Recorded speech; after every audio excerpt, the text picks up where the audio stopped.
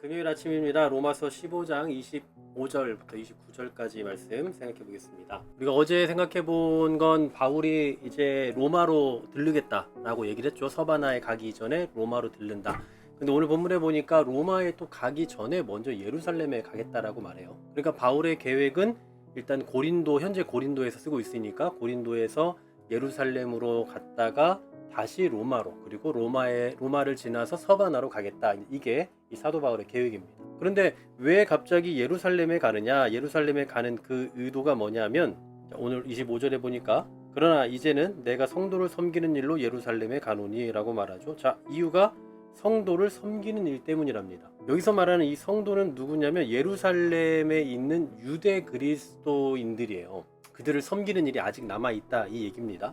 25절에서 말하는 이 성도를 섬기는 일이 구체적으로 뭔가 26절에 보시면, 이는 마게도냐와 아가야 사람들이 예루살렘 성도 중 가난한 자들을 위하여 기쁘게 얼마를 연보하였다. 자, 예루살렘의 성도 중 가난한 자들을 위해서 이 마게도냐와 아가야, 고린도 사람들이죠. 이 사람들이 연보를 했다, 이 얘기입니다. 그 당시에 예루살렘 성도 중에 가난한 자가 왜 있었는지에 대한 구체적인 설명은 없습니다. 아마 다른 사도행전 11장이나 이런 경우들을 좀 케이스로 보면 흉년 때문일 수도 있다, 이런 그런 얘기들이 있는데 정확하게는 알 수 없어요. 중요한 것은 기쁘게 얼마를 연보했다라는 거예요. 그러니까 저들을 구제하는 일에 일종의 지금으로 말하면 구제 헌금을 드렸다, 이 얘기죠. 그리고 또 27절에 보면 또다시 기뻐했다라는 표현을 해요. 저희가 기뻐서 하였거니와, 기뻐서 했다.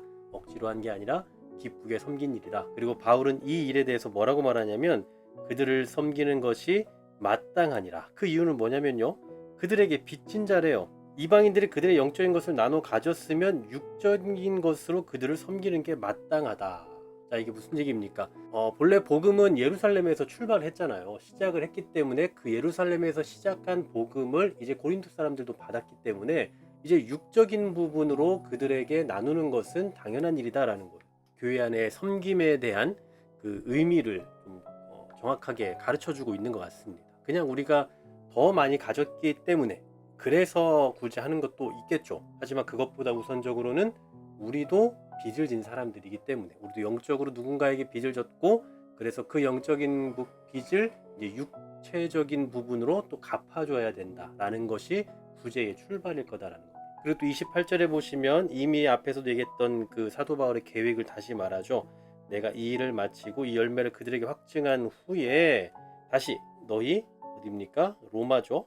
로마에 들렸다가 그렇게 서바나로 가겠다라고 또다시 얘기합니다. 그러니까 이 사도 바울은 이 로마에 간다라는 건 분명하지만 그 이전에 예루살렘에 가는 일을 마쳐야 된다라는 이 굉장한 필요성을 얘기하고 있는 거예요. 왜냐하면 그들의 열매를 그들에게 확증을 해야 된다는 거예요. 확증. 그러니까 이 열매를 그들에게 전해주고 확증을 받는 일을 아주 중요하게 여기는 겁니다. 사실은 지금 바울은 예루살렘에 가면 안 돼요. 가면은 이제 위험한 일이 실제로 이제 생기지만, 위험한 일을 감수하고서라도 지금 목숨 걸고 가려고 하는 겁니다.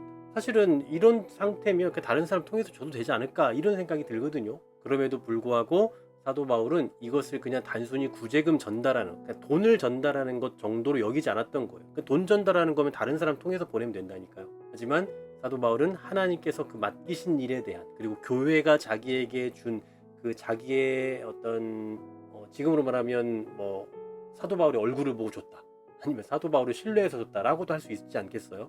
그러한 것에 대한 책임감을 강하게 느꼈던 거죠. 그래서 목숨 걸고라도 가겠다라는 거예요. 그리고 또 29절에 보십시오. 그냥 가는 게 아닙니다.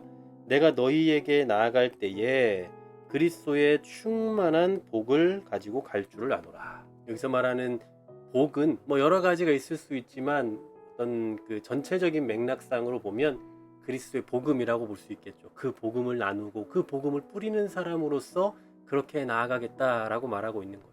참, 오늘 여기에서 이 사도 바울의 굉장한 그 책임감을 좀 볼 수가 있습니다. 그리고 그 책임감은 어디에서부터 나왔느냐? 먼저 빚진 자라는 그 의식에서부터 나온 거죠. 사도 바울이 이미 이전에 자기가 스스로 먼저 빚진 자라고 이야기를 했잖아요. 그런데 그 빚진 자로서 영적인 빚을 진 사람은 마땅히 이러한 또 구제와 섬김을 해야 된다라고 말하고 있고, 또 그 일을 감당함에 있어서 누군가에게 그냥 맡기거나 쉽게 여기는 것이 아니라 끝까지 완수하는 그것에 집중하고 있는 그런 모습을 보게 되는 거예요. 굉장히 충직한 모습을 보게 되는 거죠. 오늘 이런 사도 바울의 어떤 표현과 사도 바울의 생각, 사도 바울의 어떤 충직함이 우리에게는 도전이 되었으면 좋겠습니다. 우리도 역시나 빚진 자들이죠. 언제나 우리는 영적으로 빚진 자들이기 때문에 마땅히 해야 할 구제와 섬김, 또 충성 이런 부분들에 대해서 다시 우리가 빚진 자의 심정을 가지고 좀 도전할 수 있었으면 좋겠고요. 그리고 또 우리에게 맡겨진 일들, 이제 우리가 12월 벌써 이제 또 끝나가고 있잖아요. 이제 우리 새해에 우리에게 맡겨진 그런 일들, 봉사의 자리들, 직분들 이런 부분들에 대해서 오늘 사도 바울과 같이 빚진 자의 심정을 가지고 끝까지 충성하겠다라는 심정으로 살아가고 올 한 해를 마무리하고 또 내년 한 해를 그렇게 살아가기를 다짐하는 귀한 결단이 있기를 간절히 소망합니다. 하나님, 오늘 사도 바울의 그 충직함을 통해서 우리의 자신의 모습을 다시 점검해보고 우리도 또 도전받기를 소망합니다. 사도 바울이 그랬던 것처럼 우리도 영적으로 빚진 자라는 의식을 가지고 누군가를 섬기고 구제하며 사랑하게 하시고 그러한 일들을 그냥 반짝하고 마는 것이 아니라 매우 충직한 자세로 끝까지 감당해낼 수 있는 그러한 놀라운 결단이 있도록 인도하여 주시옵소서. 예수 그리스도의 이름으로 기도하옵나이다. 아멘.